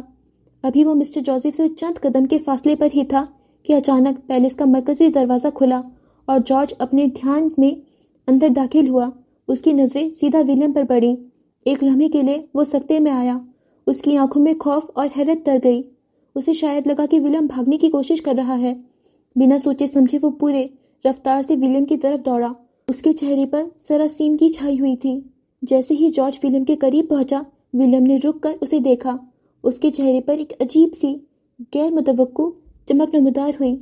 وہ چمک جو برسوں کی محرومی، تکلیف اور پھر کسی گہری عزم سے جنمی تھی۔ ایک پل کا توقف آیا اور پھر ولیم کے ہونٹوں پر ایک عجیب پراسرار مسکراہٹ پھیلی۔ اس نے ایک گہرے پرسکون آواز میں کہا، ہیلو بردر۔ اگلا لمحہ کسی دھماکے سے کم نہ تھا۔ اس سے پہلے کہ جارج کچھ سمجھ پاتا، ولیم کا مضبوط بازو پوری طاقت کے ساتھ حرکت میں آیا۔ ایک گونجتا ہوا مکہ سیدھا جارج کی ناک پر لگا۔ ہڈی ٹوٹنے کی کرخت آواز لانچ میں گونجی۔ جارج کے چہرے پر کرب اور حیرت کے ملے جلے تاثرات آئے اور وہ لڑکھڑا کر فرش پر گر گیا۔ اب وہاں ولیم اپنے باپ کے سامنے پورے قد سے کھڑا تھا۔ اس کا جسم ایک فولادی ارادے اور پوشیدہ طاقت کا اظہار کر رہا تھا۔ مسٹر جوزف نے اپنے بیٹے کے مضبوط جسم اور اس کی آنکھوں میں بھری چمک کو دیکھا۔ اس کے اندر ایک سنسنی خیز لہر دوڑ گئی۔ یہ ان کا بیٹا تھا جو 1 سال کی قید کے بعد ٹوٹا نہیں تھا، بلکہ مزید سخت اور خطرناک بن کر لوٹا تھا۔ لانچ میں خاموشی چھا گئی۔ صرف جارج کے کہرانے کی آواز اس سکون کو توڑ رہی تھی جو اس غیر متوقع اور پرتشدد تصادم کے بعد طاری ہوا تھا۔ وہ دونوں آمنے سامنے کھڑے تھے، دھڑکتے ہوئے دل لیے۔ جارج کے کہرانے کی آواز سنائی دے رہی تھی۔ اوندھے منہ پڑا، اس کی ناک سے خون رس کر سرخ دھبا بن رہا تھا، جو اس کی ذلت آمیز شکست کا منہ بولتا ثبوت تھا۔ درد اور شرمندگی کے مارے اس کا جسم کانپ رہا تھا۔ اس کے مقابل مسٹر جوزف کے سامنے ولیم کھڑا تھا۔ اس کا سر اٹھا ہوا تھا، کندھے چوڑے اور ہاتھ باادب انداز میں کمر کے پیچھے بندھے تھے۔ اس کی آنکھوں میں کوئی خوف نہیں تھا، کوئی ندامت نہیں، ایک بے پناہ عزم اور اپنی ذات پر یقین کی چمک تھی۔ وہ اپنے باپ کا احترام کرتا تھا، ان کی حیثیت اور مرتبے کا پاس رکھتا تھا، مگر وہ ان کا غلام نہیں تھا۔ اس کا کھڑا ہونا، اس کا انداز، سب کچھ اس کی آزاد روح اور غیر متزلزل ارادے کی گواہی دے رہا تھا۔ مسٹر جوزف اپنے شاہانہ انداز میں کھڑے تھے۔ ان کے چہرے پر سختی اور آنکھوں میں سرد پن تھا۔ ان کی آواز ہال کی خاموشی میں گونجی، بھاری آواز، تمہیں قید سے رہائی دی ہے، آزاد نہیں کیا۔ ان کے الفاظ ولیم کے وجود سے ٹکرائے، مگر اسے متزلزل نہیں کر سکے۔ ولیم کے ہونٹوں پر ایک معنی خیز مسکراہٹ پھیلی جو بیک وقت تحقیر آمیز اور پرسکون تھی۔ اس نے گہری سانس لی اور اس کی آواز ہال میں ایک ارتعاش پیدا کر گئی، مضبوط اور پراعتماد۔ آپ کو لگتا ہے ڈیڈ، یہ زنجیریں، یہ بیڑیاں، یہ جوزف پیلس کی بلند و بالا دیواریں مجھے بھاگنے سے روک سکتی تھیں؟ اس کی نظریں ایک لمحے کے لیے چھت پر گھومی، گویا وہ قید کے ان دنوں کو یاد کر رہا ہو۔ میں نے وہ قید خود چنی، ہاں خود چنی، کیونکہ یہ ضروری تھا۔ اس کی آواز میں ایک گہرا راز بنا تھا۔ میرے ایمان کے لیے ضروری تھا۔ ان الفاظوں کو سنتے ہی مسٹر جوزف کی بھویں تن گئی۔ ولیم نے ایک قدم آگے بڑھایا۔ اس کی آنکھوں کی چمک اور تیز ہو گئی، اور میں کامیاب ٹھہرا۔ اس کے لہجے میں فتح کا یقین تھا۔ کتھئی آنکھوں کی چمک ناقابل شکست تھی۔ اس قید نے اسے توڑا نہیں تھا، بلکہ کندن بنا دیا تھا۔ اس نے اس آزمائش سے وہ پایا تھا جس کی اسے تلاش تھی۔ پھر اس کی نظر مسٹر جوزف کے چہرے پر جم گئی اور اس کے لہجے میں ایک افسوسناک نرمی آئی۔ پر افسوس، آپ جیت نہ پائے۔ یہ حملہ ایک تلوار کی طرح مسٹر جوزف کے دل میں پیوست ہو گیا۔ وہ کس چیز میں ہار گئے تھے؟ ولیم کی آزادی، اس کے ایمان، یا اس کے کنٹرول میں جو وہ ہمیشہ سے اس پر رکھنا چاہتے تھے؟ ہال میں ایک گہرا سکوت چھا گیا۔ فرش پر پڑا جارج، کھڑا ولیم اور ان کے سامنے کھڑے مسٹر جوزف، تینوں ایک ہی منظر کا حصہ تھے، مگر تینوں کی دنیا الگ تھی۔ ولیم کی آنکھوں میں ایک نئے صبح کا اجالا تھا، جبکہ مسٹر جوزف کے چہرے پر غروب ہوتے سورج کی سرخی تھی۔ جوزف پیلس کی دیواریں اس رات ایک ایسی کہانی کی خاموش گواہ بنی جہاں قید نے آزادی کو جنم دیا اور فتح نے شکست کا ماتم کیا۔ لیکن تمہیں مجھے جیتنا ہوگا، تم کہیں نہیں جا سکتے۔ مسٹر جوزف خود ایک قدم آگے آئے۔ تمہیں اس لڑکی کے پاس جانا ہے نا؟ مسٹر جوزف کی آنکھوں میں چمک ابھری۔ ہر روز یہاں آؤ، بھیک مانگو، جب تک مجھے جیت نہ پاؤ۔ مجھے جیت کر دکھاؤ ولیم، مجھے جیت کر جاؤ۔ انہوں نے اسے اگلے امتحان میں ڈالا۔ جارج اب اٹھنے کی کوشش کر رہا تھا۔ اس سے پہلے کوئی کچھ جواب دیتا اچانک ایک نسوانی چیخ ابھری۔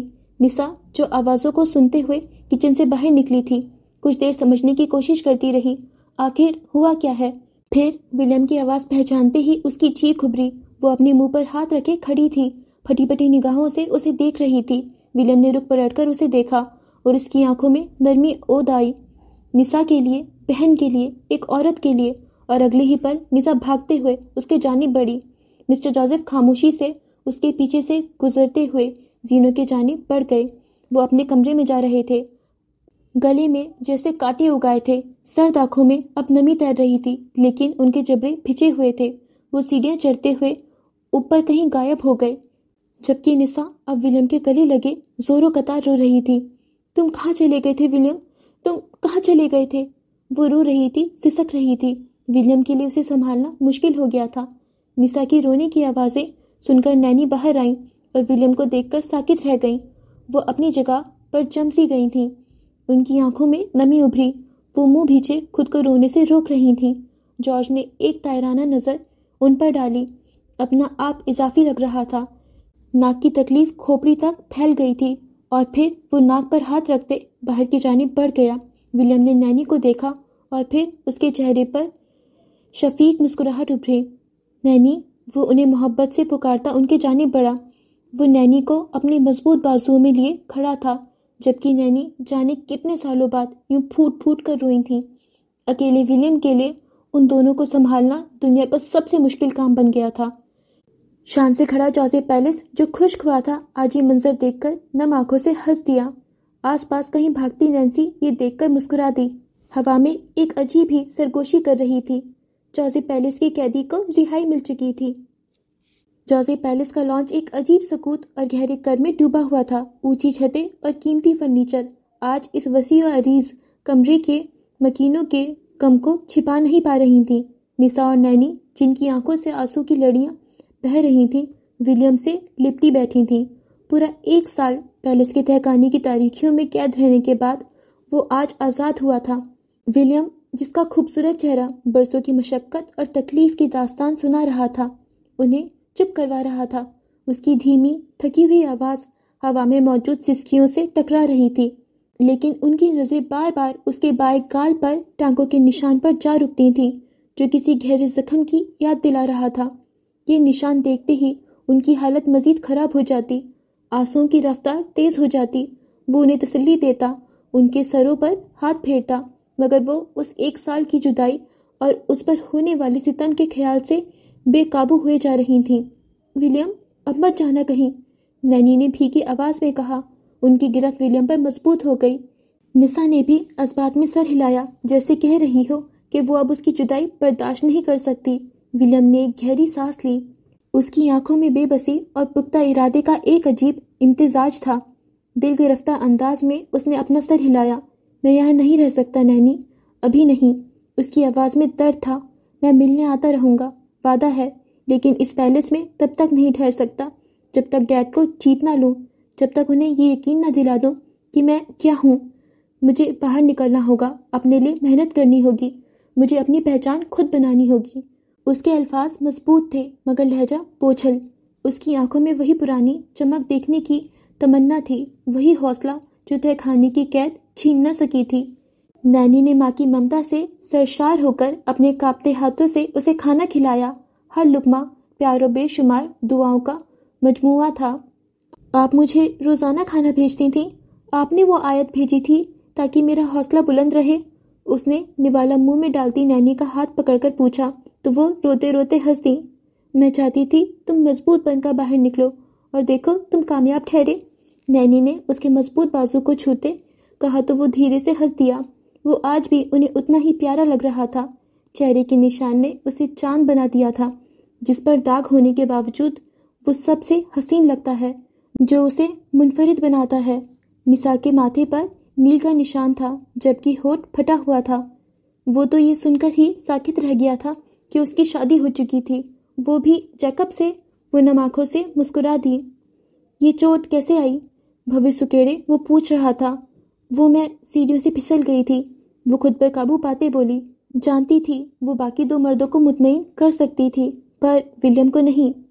وہ 2 گھنٹے وہاں رکا، 2 گھنٹے جو 1 سال کی دوری کے سامنے بہت کم تھے، مگر اس وقت ان کے لیے پوری کائنات تھے۔ پھر ایک اور الوداع کا وقت آ گیا۔ درد بھری آنکھیں اور بوجھل دل کے ساتھ ولیم جوزف پہلے سے باہر نکل آیا۔ شام ڈھل رہی تھی اور مورے فیلڈ کی سرد مگر چاند فرزا ہوا اس کے نتنوں سے ٹکرائی۔ ایک لمحے کو اسے لگا جیسے وہ پہلی بار سانس لے رہا ہو۔ زندگی کا ایک گہرا تازہ احساس اس کے اندر دوڑ گیا۔ وہ چلتا رہا، سڑکوں پر، گلیوں میں، جانے کتنے گھنٹے تک۔ اس کا ہر قدم ماضی کی قید سے دوری اور مستقبل کی طرف ایک نیا سفر تھا۔ تھکن حاوی ہونے لگی، مگر اس کے قدم رکے نہیں۔ آخر کار وہ ایڈنبرگ کے ایک چھوٹے سے مگر گرم جوش کیفے پر پہنچا، نیل کا کیفے، جو سب سے چھوٹا نہیں رہا تھا۔ نیل جس نے ولیم کو کھو دینے کا درد محسوس کیا تھا، جس کے لیے ولیم کی قید ایک ذاتی صدمہ تھی، کاؤنٹر کے پیچھے کھڑا معمول کے کام کر رہا تھا۔ اس کی نظریں دروازے پر پڑیں اور وہ ساکت ہو گیا۔ کاؤنٹر کے سامنے کھڑے شخص کو بغور دیکھا، غیر معمولی سا احساس ہوا، اور پھر ہاتھ میں پکڑا کپ گرتے گرتے بچا۔ سامنے ولیم کھڑا تھا، وہی چہرہ، وہی آنکھیں، مگر کچھ بدلا ہوا، کچھ تھکا ہوا، کچھ نشان زدہ۔ بے یقینی اور خوشی کے ملے جلے جذبات کے ساتھ نیل تیزی سے ولیم کی طرف بڑھا۔ ایک لمحے کے توقف کے بعد وہ اس سے لپٹ گیا۔ اس کا گلا بھر آیا اور آنسو اس کی آنکھوں سے بہنے لگے۔ تم زندہ ہو؟ وہ ہکلایا۔ ولیم سے الگ ہو کر اس کے چہرے کو اپنے ہاتھوں میں لے لیا۔ وہ اسے چھو کر دیکھ رہا تھا، جیسے یقین کرنا چاہتا ہو کہ یہ حقیقت ہے، کوئی خواب نہیں۔ اس کے چہرے پر بڑا ٹانکوں کے نشان کو دیکھ کر نیل کا دل دکھ سے بھر گیا، مگر اس وقت صرف ولیم کی موجودگی ہی سب سے بڑی تسلی تھی۔ دونوں دوست ایک دوسرے کے ساتھ کھڑے تھے، سالوں کی جدائی اور اذیت کے بعد دوبارہ مل کر۔ نیل کے لیے یہ سال کی کیا، زندگی کی سب سے بڑی خوشخبری تھی۔ یہ منظراب سٹرلنگ کی ایک پرسکون گلی کا تھا، عیسیٰ ماموں کا چھوٹا سا کمرہ جہاں سادگی اور سکون نے ڈیرا ڈالا ہوا تھا، آج ایک خاص نور سے منور تھا۔ عصر کی نماز ادا کی جا رہی تھی۔ ایک مصلی پر عیسیٰ ماموں تھے اور دوسرے پر ولیم۔ ولیم کی حالت اب اس رات سے کہیں بہتر تھی جب وہ نڈھال اور تھکا ہوا نیل کے کیفے پہنچا تھا۔ بال سلیقے سے بنے ہوئے تھے، چہرے پر ٹاکو کا نشان اب بھی تھا، مگر اب وہ تکلیف دہ زخم نہیں بلکہ ایک امتحان سے گزرنے والے شخص کی نشانی لگتا تھا۔ جسم صاف ستھرا اور ایک ایسی مہک آ رہی تھی جو کسی عطر کی نہیں بلکہ ایمان اور سکون کی تھی۔ 1 سال بعد عیسیٰ ماموں کے ساتھ یہ اس کی دوسری نماز تھی۔ پہلی نماز قید ہونے سے پہلے ان کے ساتھ ادا کی تھی۔ آج کی نماز میں ایک طویل تاریک سفر کے بعد اطمینان اور شکر کا احساس تھا۔ عیسیٰ ماموں جانتے تھے کہ ولیم ایک دن ضرور لوٹے گا، انہیں اس کی روح کی مضبوطی پر یقین تھا۔ سلام پھیرنے کے بعد دونوں مصلوں پر بیٹھے کچھ دیر ذکر کرتے رہے تھے۔ پھر عیسیٰ ماموں نے مڑ کر ولیم کو دیکھا، ان کی آنکھوں میں بے پناہ محبت، فخر اور اطمینان تھا۔ وہ اٹھے اور ولیم کو ایک بار پھر سے گلے لگا لیا۔ یہ گلے ملنا صرف جسموں کا ملنا نہیں تھا، بلکہ 2 روحوں کا روحانی سفر میں ایک دوسرے کو پہچاننا تھا۔ عیسیٰ ماموں نے اسے خود سے الگ کیا، اپنے کانپتے ہاتھوں سے ولیم کے چہرے کو چھوا۔ ان کی آواز جذبات سے بھاری تھی۔ معرفت کا تاج تم نے سجا لیا ہے ولیم، تم سے بڑا شہنشاہ کوئی نہیں۔ دنیا کے تخت عارضی ہوتے ہیں، دلوں پر بادشاہی آبدی ہے۔ ان کی آنکھوں میں نمی تھی، ولیم کی آنکھیں بھی نم ہو گئیں۔ اس نے جھک کر عیسیٰ ماموں کے دونوں ہاتھ تھام لیے، وہ ہاتھ جنہوں نے اسے زندگی کی تاریکیوں میں راستہ دکھایا تھا۔ آپ نہ ہوتے عیسیٰ ماموں تو شاید میں یہ راستہ کبھی طے ہی نہ کر پاتا۔ یہ آپ کی دعا اور رہنمائی ہے جس نے مجھے سنبھالے رکھا۔ اس کی آواز عقیدت اور تشکر سے لرز رہی تھی۔ ان کی گفتگو مختصر تھی مگر اس میں وہ گہرائی تھی جو برسوں کی تعلق اور روحانی رشتے سے پیدا ہوتی ہے۔ کمرے میں موجود سادگی اور سکون ان کے پاکیزہ رشتے کی گواہی دے رہے تھے۔ اس کا ایمان بدل گیا تھا، پہلے سے مضبوط ہو گیا تھا، پر عیسیٰ ماموں کو وہ اب بھی پہلے والا ولیم لگا جو ہنس ہنس کر اپنے باپ کی حالت کا بتا رہا تھا، جو انہیں بتا رہا تھا وہ مکہ مار کر جارج کی ناک پھوڑ آیا تھا، اور مزید بتا رہا تھا کہ اسے مسٹر جوزف سے اپنے ڈاکیومنٹس حاصل کرنے ہوں گے تاکہ وہ پاکستان جا سکے، اور یہ تبھی ہوگا جب وہ انہیں جیت لے گا، اور اسے یہ جلد از جلد کرنا ہوگا۔ نہ تو وہ خود کو نیک اور مومن سمجھتا تھا اور نہ اس کے ساتھ والے۔ اگر اس کے اندر سے وہ نرمی نکال دو جو ابھی نظر آ رہی تھی تو وہ اپنی جسامت اور اپنے چہرے کے اس نشان سے کسی مافیا ٹیم کا سرگنا گنڈا لگتا تھا، لیکن سچ شکر کہ اس کی وہ نرمی قائم رہی۔ نیل کیفے ایڈنبرگ کے ایک سرد مگر مانوس دن میں نیل کے کیفے کے اندر ایک دھیمی سی گرمی اور کافی کی جانی پہچانی مہک پھیلی ہوئی تھی۔ کیفے کا ایک نسبتاً پرسکون گوشہ جہاں کھڑکی سے باہر کی رمجھم بارش کا دھندلا منظر نظر آ رہا تھا، نیل اور ولیم کا مسکن بنا ہوا تھا۔ آمنے سامنے بیٹھے نیل کے چہرے پر معمول کی چمک تھی مگر ولیم کی نظریں میز پر ٹکی تھیں۔ اس کے چوڑے کندھے قطرے جھکے ہوئے تھے جیسے کسی بوجھ تلے ہوں۔ ولیم نے بہت آہستہ سے، جیسے الفاظ کا چناؤ کر رہا ہو اور ان کی تپش محسوس کر رہا ہو، اپنی بات شروع کی۔ اس کی آواز دھیمی تھی مگر اس میں ایک عجیب سی بے بسی اور فیصلہ جھلک رہا تھا۔ میں مزید تم پر یا عیسیٰ ماموں پر بوجھ نہیں بن سکتا، مجھے اپنے پیسے کمانے ہوں گے۔ میں سوچ رہا ہوں یہاں تمہارے ساتھ کام کروں، میرا مطلب ہے نوکری۔ ولیم کے آخری لفظ نیل کے کانوں میں پگھلے ہوئے سیسا کی طرح اترے۔ اس کے چہرے پر جو لمحہ بھر پہلے تک پرسکون تھا اچانک غصے اور شدید عدم یقین کی لہر دوڑ گئی۔ اس کی آنکھیں پھیل گئیں اور آواز اونچی ہو گئی۔ کیا کہا تم نے؟ اس نے تقریباً چیختے ہوئے کہا۔ تم میرے کیفے پر ایک معمولی نوکری؟ اس کا لہجہ اس صورتحال کو قطعی طور پر مسترد کرنے والا تھا۔ ولیم، میں یہ سن بھی نہیں سکتا، میں یہ برداشت نہیں کر سکتا۔ نیل کے لیے یہ محض ایک نوکری کا سوال نہیں تھا، یہ ولیم کے شایع نشان نہ ہونے کا احساس تھا جو اسے تڑپا رہا تھا۔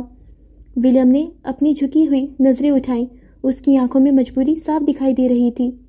نیل، مجھے کہیں نہ کہیں تو کام کرنا ہی ہے، میں پوری عمر ہاتھ پر ہاتھ دھر کر نہیں گزار سکتا۔ اس نے اپنی بات جاری رکھی، اس کی آواز میں تلخی شامل ہو گئی۔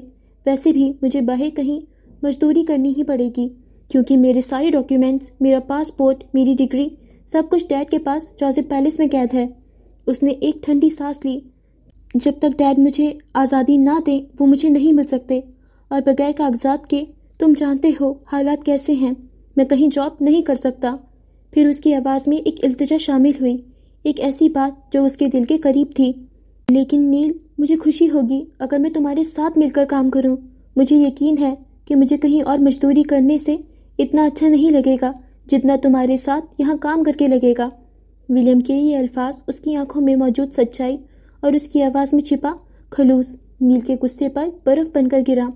اس کے چہرے کی سرخی غصے سے بدل کر ایک گہرے دکھ اور افسوس کی عکاسی بن گئی۔ اس کی آنکھوں کے کناروں پر نمی ابھر آئی جیسے کوئی دردناک سچائی اسے چھو گئی ہو۔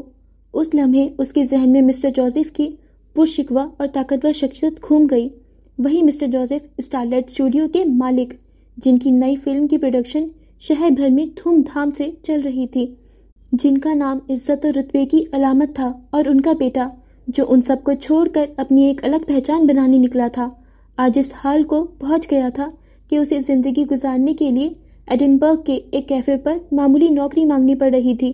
یہ تصاد نیل کے دل میں ایک تیر کی طرح پیوست ہو گیا۔ ایک بیٹا بلندیوں کو چھو رہا تھا اور دوسرا زمین کی خاک چھان رہا تھا۔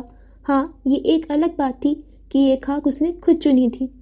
ولیم کی آخری بات کہ اسے نیل کے ساتھ کام کرنا اچھا لگے گا نیل کے دل کو پسیج گئی۔ اس نے ایک گہری سانس لی جیسے کوئی بھاری بوجھ اتار رہا ہو۔ اس نے اس بات میں سر ہلایا۔ الفاظ کے بغیر اس نے ولیم کی پیشکش قبول کر لی۔ ولیم کے چہرے پر ایک ہلکی سی پرامید مسکراہٹ نمودار ہوئی۔ یوں ایک اور نئے سفر کا آغاز ہوا۔ ولیم نے نیل کے کیفے پر کام شروع کر دیا۔ یہ ان دونوں کے لیے ایک نیا باب تھا۔ یہ دلچسپ بات تھی کہ دونوں نے انٹرنیشنل بزنس میں ڈگری حاصل کی تھی، اور یہ علم کیفے کے انتظام اور ترقی میں ان کے لیے حیرت انگیز طور پر کارآمد ثابت ہوا تھا، یہ ثابت کرتے ہوئے کہ معمولی نوکری بھی غیر معمولی صلاحیتوں کا تقاضا کر سکتی ہے، خاص طور پر جب اپنے پیاروں کے ساتھ مل کر کی جائے۔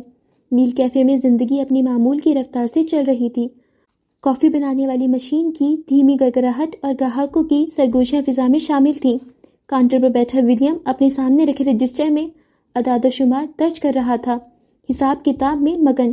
اس کے چہرے پر سنجیدگی تھی، وہ اب کیفے کے نظام کا ایک اہم حصہ بن چکا تھا۔ اسی لمحے دروازے سے ایک لڑکی داخل ہوئی۔ اس کا لباس بغیر کسی تکلف کے سادہ تھا، شاید جینز اور ایک عام سی جیکٹ۔ اس نے ایک عام سی کیپ کو سر پر گہرا جما رکھا تھا اور چہرے کو احتیاط سے ماسک میں چھپایا ہوا تھا۔ اس کا انداز ایسا تھا جیسے وہ پہچانی جانے سے گریز کر رہی ہو۔ وہ کیفے میں داخل ہوتے ہی ادھر ادھر دیکھے بغیر سیدھا کاؤنٹر کی طرف بڑھی اور ولیم کے سامنے آ کر کھڑی ہو گئی۔ ولیم نے رجسٹر سے نظریں اٹھائیں۔ اس کی آنکھوں میں ایک عام کسٹمر کو خوش آمدید کہنے والی پیشہ ورانہ چمک تھی۔ یس پلیز، آرڈر؟ اس نے پوچھا۔ اس کی آواز میں ہلکی سی مصروفیت تھی۔ اسے لگا کہ کوئی نیا گاہک ہوگا۔ لڑکی نے کوئی جواب نہیں دیا، بس ساکت کھڑی رہی۔ پھر بہت آہستگی سے، جیسے کوئی بھاری پردہ ہٹا رہی ہو، اس نے چہرے سے ماسک اتارا۔ ماسک اتارتے ہی ولیم کے ہاتھ میں پکڑا پین وہیں جم گیا۔ اس کی آنکھیں حیرت سے پھیل گئیں۔ سامنے کھڑی لڑکی کی آنکھیں، ان کا نیلا رنگ، یہ کوئی عام آنکھیں نہیں تھیں۔ یہ آنکھیں اس کے لیے جانی پہچانی تھیں۔ یہ آنکھیں جینی رابرٹ کی تھیں، وہی جینی رابرٹ جو مسٹر جوزف کی جلد لانچ ہونے والی فلم کی کامیاب ترین اداکارہ تھی، جس کی شہرت کا سورج آج کل نصف النہار پر تھا۔ وہی جینی جس کا نام کہیں نہ کہیں اس کی قید کی وجہ سے بھی جڑا ہوا تھا۔ جینی کی نیلی آنکھیں سیدھا ولیم کی کتھئی آنکھوں میں دیکھ رہی تھیں۔ ان آنکھوں میں دنیا بھر کی شہرت کے بجائے ایک عجیب سی بے چارگی اور خوف بھرا تھا۔ اس کا وجود ہولے ہولے لرز رہا تھا، بہت معمولی سا، مگر ولیم نے اسے محسوس کیا۔ اس نے اپنے ہونٹ بھینچے ہوئے تھے، جیسے کوئی بات کہنے سے پہلے بہت ہمت جمع کر رہی ہو۔ کیفے کا شور، کافی کی مہک، رجسٹر کی اعداد و شمار سب پس منظر میں چلے گئے۔ اس لمحے صرف ولیم اور جینی تھے، اور ان کے درمیان ماضی کا ایک انکہا بوجھ۔ پھر جینی نے بہت دھیمی، تقریباً سرگوشی جیسی آواز میں، اس کی آواز میں کوئی فرمائش نہیں بلکہ التجا تھی، آرڈر میں آپ کے کچھ منٹ مل سکتے ہیں؟ ولیم لمحے بھر کے لیے ساکت رہا۔ جینی رابرٹ، جس کی فلم کے چرچے ہر زبان پر تھے، جس کے پوسٹرز ایڈنبرگ کی ہر گلی، ہر دیوار پر چسپاں تھے، جو گلیمر اور کامیابی کی علامت تھی، وہ ایک عام انسان کی طرح ایک کیفے کے کاؤنٹر پر کھڑے ہو کر اس سے، جو اب ایک آرڈر ٹیکر کا کام کر رہا تھا، چند منٹ مانگ رہی تھی۔ یہ تضاد اتنا گہرا تھا کہ ولیم کے چہرے پر ایک نرم سی مسکراہٹ پھیل گئی۔ یہ حیرت کی یا شاید اس غیر معمولی صورتحال کی مسکراہٹ تھی۔ جینی اس کے گال کے اس نشان کو دیکھتی رہی جو اس کے قید و بند کے مصائب بیان کر رہا تھا۔ ہاں بالکل، ولیم نے جلدی سے کہا۔ اس نے رجسٹر بند کیا اور جینی کو اشارہ کیا۔ ہم اس طرح بیٹھتے ہیں جہاں کوئی ہمیں دیکھے نہیں۔ وہ دونوں کیفے کے اس پرسکون کوشے کی طرف چلے گئے جہاں ولیم اور نیل اکثر بیٹھا کرتے تھے۔ یہ جگہ نسبتاً پوشیدہ تھی، جہاں اسے باقی کیفے کا منظر تو نظر آتا تھا، مگر کوئی باہر سے یا اندر سے آسانی سے نہیں دیکھ سکتا تھا۔ اسے بھی جینی کی پوزیشن کا خیال تھا۔ وہ بیٹھے، چند لمحوں کی خاموشی چھائی رہی جو بہت کچھ کہہ رہی تھی۔ پھر جینی نے اپنا ہاتھ اپنی جیکٹ کی جیب میں ڈالا اور ایک طے کیا ہوا کاغذ نکالا۔ اس نے کاغذ ولیم کی طرف بڑھایا۔ ولیم نے کاغذ لیا، اس کی طے کھولی۔ ایک لمحے کے لیے اس کی سانس تھم گئی۔ یہ اس کی سب سے قیمتی امانت تھی، اس کا نکاح نامہ جو اس نے جینی کے پاس بطور امانت رکھوایا تھا، اس یقین کے ساتھ کہ وہ اس کی حفاظت کرے گی، اور آج جینی اس امانت کو لوٹانے آئی تھی۔ ولیم نے کاغذ کو تھاما، اس کا وجود اب بھی جینی کی نیلی آنکھوں کے سامنے کانپ رہا تھا۔ یہ اس نے کہنا چاہا، پھر اس کی آواز رند گئی۔ جینی نے اس کی آنکھوں میں دیکھا اور وہ سوال پوچھا جو شاید عرصے سے اس کے ذہن میں تھا۔ تمہیں مجھ پر اتنا بھروسہ کیوں تھا کہ تم مجھے اپنی امانت حفاظت کے لیے دو گے؟ اور میں اس کی حفاظت کروں گی۔ جینی کی نیلی آنکھوں میں آنسوؤں کی نمی ابھر آئی۔ اس نے اپنے ہونٹوں کو ایک بار پھر بھینچا جیسے خود کو روک رہی ہو۔ بس مجھے بھروسہ تھا۔ ان دو الفاظوں میں کتنی گہرائی تھی، کتنی انکہی کہانیاں تھیں۔ کچھ دیر اور خاموشی رہی، پھر جینی نے، جس کی آنکھوں میں اب بھی نمی تھی، ایک اور سوال پوچھا۔ یہ سوال ایک خوف، ایک شک اور ایک امید کا ملاپ تھا۔ تمہیں یقین ہے جب تم پاکستان جاؤ گے تو تمہاری بیوی کسی اور کی نہیں ہو چکی ہوگی؟ یہ سوال سیدھا ولیم کے دل پر لگا۔ اس کی آنکھوں میں فجر کی تصویر گھوم گئی۔ اس نے ایک گہری سانس لی، جیسے اپنے اندر کی ساری طاقت جمع کر رہا ہو۔ اس کے چہرے پر ایک عجیب سا سکون اور مضبوط ایمان کا تاثر ابھرا۔ اس نے جینی کی آنکھوں میں دیکھا اور بہت یقین سے کہا، میں جب قید میں تھا تب بھی، اور اب جب میں باہر ہوں، میں صرف ایک دعا کرتا ہوں۔ اس کی آواز میں محبت، انتظار اور ایمان کی گہرائی تھی۔ میں اللہ سے بس یہی مانگتا ہوں کہ اسے میری رکھنا۔ اس نے لمحے بھر کے لیے توقف کیا، جیسے دعا کے الفاظ کو محسوس کر رہا ہو۔ بس تب تک جب تک میں خود اس تک نہ پہنچ جاؤں۔ اس نے ایک درد بھری مگر پرسکون مسکراہٹ کے ساتھ اپنی بات مکمل کی۔ اس کے بعد اس کی مرضی، وہ جسے چاہے چنے۔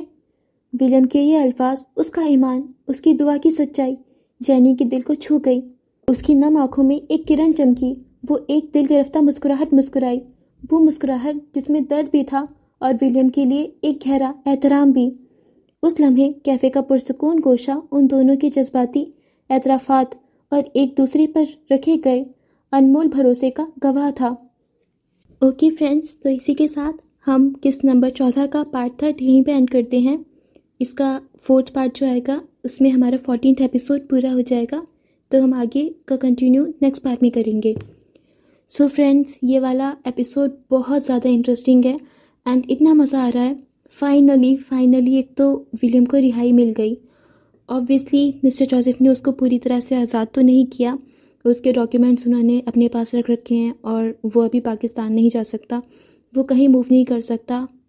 سو یہ بات تو تھوڑی بری ہے، بٹ پھر بھی ولیم ایٹ لیسٹ اس تہہ خانے سے تو باہر آیا، اس ڈارک روم سے جہاں اس کو کچھ ڈھنگ سے دکھائی نہیں دیتا تھا، کوئی ایسے پراپر ہوا نہیں تھی، سب کچھ ایسے بندھا ہوا تھا وہ بیڑیوں سے، اور اس کی مطلب بالکل سکون بھی نہیں تھا اس کے پاس، اور کسی سے مل نہیں سکتا تھا، کسی سے بات نہیں کر سکتا تھا پراپرلی، اس کو کھانا نہیں دیا جا رہا تھا۔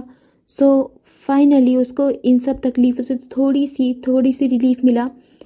آئی نو ولیم کو فجر سے ملے پاکستان جانا تھا اور ہم سب بھی اسی مومنٹ کا انتظار کر رہے تھے، بٹ ایٹ لیسٹ ابھی فی الحال کے لیے تو ولیم کو اس تہخانے سے نجات ملی، وہ وہاں سے باہر آ پایا، اور ایٹ لیسٹ وہ اپنے دوست نیل سے، عیسیٰ ماموں سے، نینی سے اور نسا سے تو مل پایا، یہ بہت اچھی بات تھی۔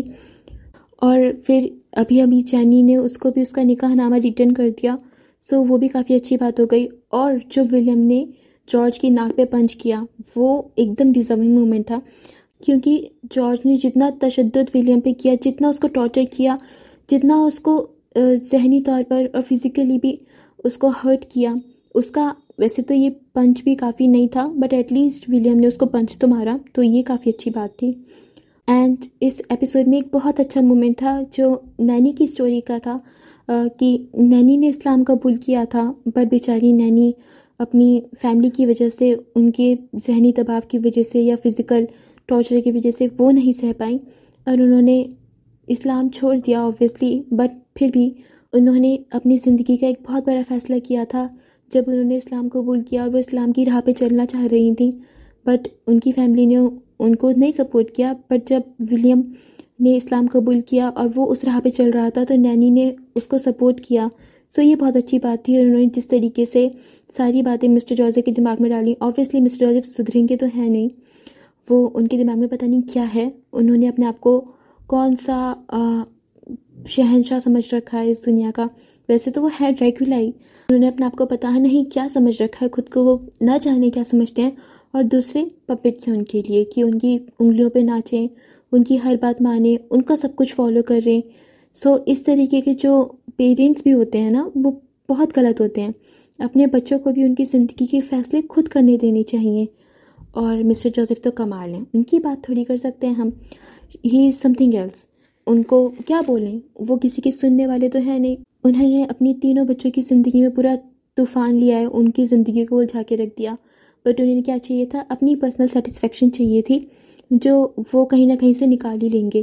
ابھی دیکھیے انہوں نے ولیم کو اس تہہ خانے سے آزاد بھی کیا، تو اس کے سارے ڈاکیومنٹس تو اپنے پاس رکھ لیے نا.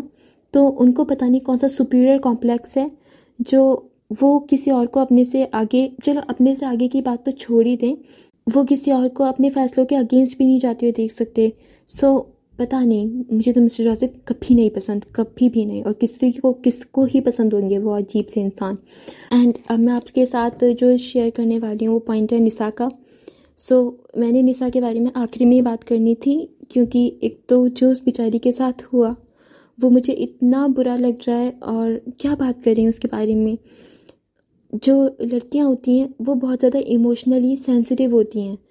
ایموشنلی کیا، وہ کافی ساری چیزوں میں بہت زیادہ سینسٹیو ہوتی ہیں، اور ان کے ساتھ جب اس طریقے کی کوئی چیز ہو جاتی ہے تو وہ اس کو پورا ڈسٹروائے کر سکتی ہیں.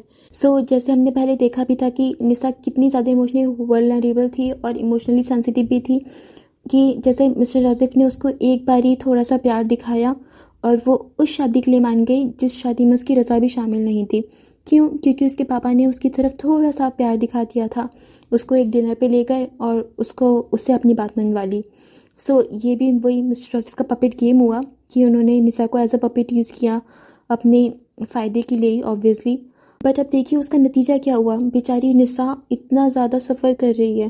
آبویس سی بات ہے، اس کی شادی کے پہلے دن اتنا گھٹیا نکلا چیک اپ، اتنا زیادہ گھٹیا، مطلب اس کی حرکتیں تو عجیب تھیں، بدتمیزوں والی تھی ہی.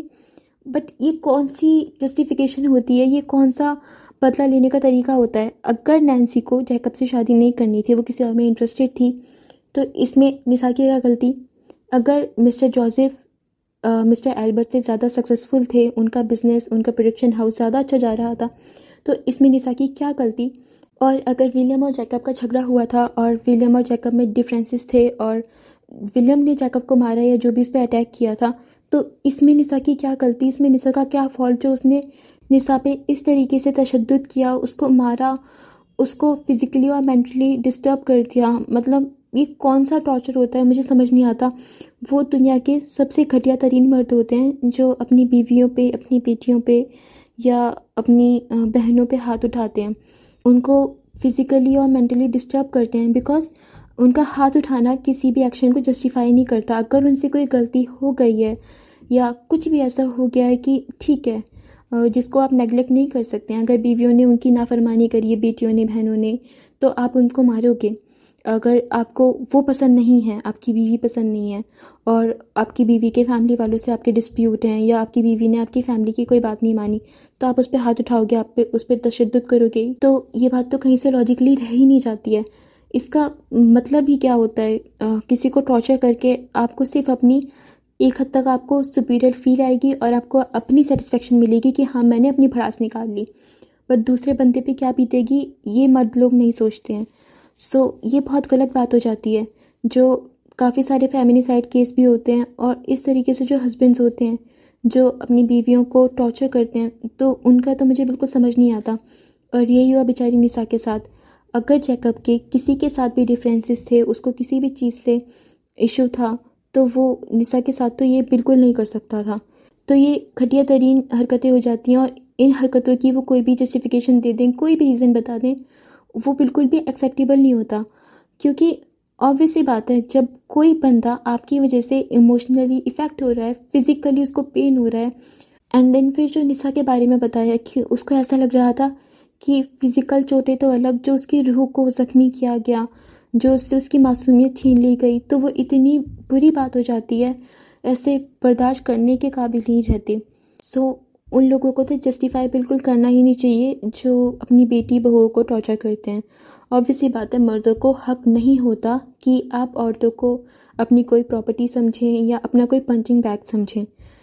بٹ سیڈلی ابھی بھی کافی سارے ایسے مرد ہیں جو عورتوں کو، اپنی بیٹیوں کو اپنی پراپرٹی سمجھتے ہیں، ان کو جس طریقے سے چاہیں ایکسپلائٹ کر سکتے ہیں، بیٹیوں کی جہاں مرضی ان کی مرضی کے خلاف شادی کروا دیتے ہیں، اپنی بہنوں سے ان کی اجازت نہیں مانگتے، ان کو قید کر کے رکھتے ہیں، ان کو باہر کی دنیا سے محروم رکھتے ہیں، اور ان کی لائف کو ہر طریقے سے اپنے حساب سے کنٹرول کرتے ہیں. سو ان کی تو کوئی جسٹیفیکیشن دے ہی نہیں سکتا. چلیے فرینڈس، تو ہم دیکھیں گے کہ اب آگے کیا ہوگا، کس طریقے سے فجر اور ولیم ملیں گے، ولیم کس طریقے سے مسٹر جوزف کو منا پائے گا، نسا کس طریقے سے اس گھٹیا جیکب سے بچ پائے گی. اوبویسلی نسا کو پسند آیا تھا پال، اور پال کو بھی نسا پسند آئی تھی، بٹ ان بیچاروں کا بھی کچھ نہیں ہو پایا. تو اب ہم آگے دیکھیں گے شاید ان کا کچھ ہو، اگر کچھ ہوپ ملے. سو دیکھیں گے اس کے بارے میں بھی. اور نیل اور ولیم کی دوستی پہلے جیسی ہو گئی، جو بہت اچھی بات ہے، کیونکہ دیکھیے نیل کو اپنی غلطی کا احساس ہو گیا تھا، اور اگر ہمیں ہماری غلطی کا احساس ہو جاتا ہے اور کوئی دوسرا پرسن ہمیں معاف نہیں کر رہا ہوتا ہے تو ہمیں کتنا گلٹ ہوتا ہے. تو اگر نیل کو غلطی کا احساس ہو گیا تھا اور ولیم اس کو معاف نہ کرتا تو نیل بھی اسی گلٹ میں دبا رہ جاتا اور پھر اپنے آپ کو کوستا رہتا. سو اچھا ہوا نا کہ ولیم نے وہ ساری باتوں کو جانے دیا. اور ابھی دیکھیں گے کہ ولیم کیسے سب کچھ ٹیکل کرے گا، سب کچھ کیسے ہینڈل کرے گا. سو تب تک کے لیے ڈیئر فرینڈس، آپ ہمیں سپورٹ کرتی رہیے، ہمارے ساتھ کنیکٹڈ رہیے، اینڈ ہماری اچھی اچھی ناول سنتے رہیے، اینڈ ہمارے یوٹیوب چینل کو سبسکرائب کر لیجیے، اینڈ ہمارے انسٹاگرام اکاؤنٹ کو بھی فالو کر لیجیے. اینڈ اگر آپ کو ناول سننا پسند ہے اور آپ ان کو انجوائے کرتے ہیں تو انہیں اپنی فیملی اینڈ فرینڈس کے ساتھ بھی شیئر کر دیجیے، اینڈ ہماری ویڈیوز کو بھی لائک کر دیجیے. سو اب ہم ملیں گے 4 قسط کے 4 پارٹ میں. تب تک کے لیے dear friends, take care of yourself and your love ones. خدا حافظ.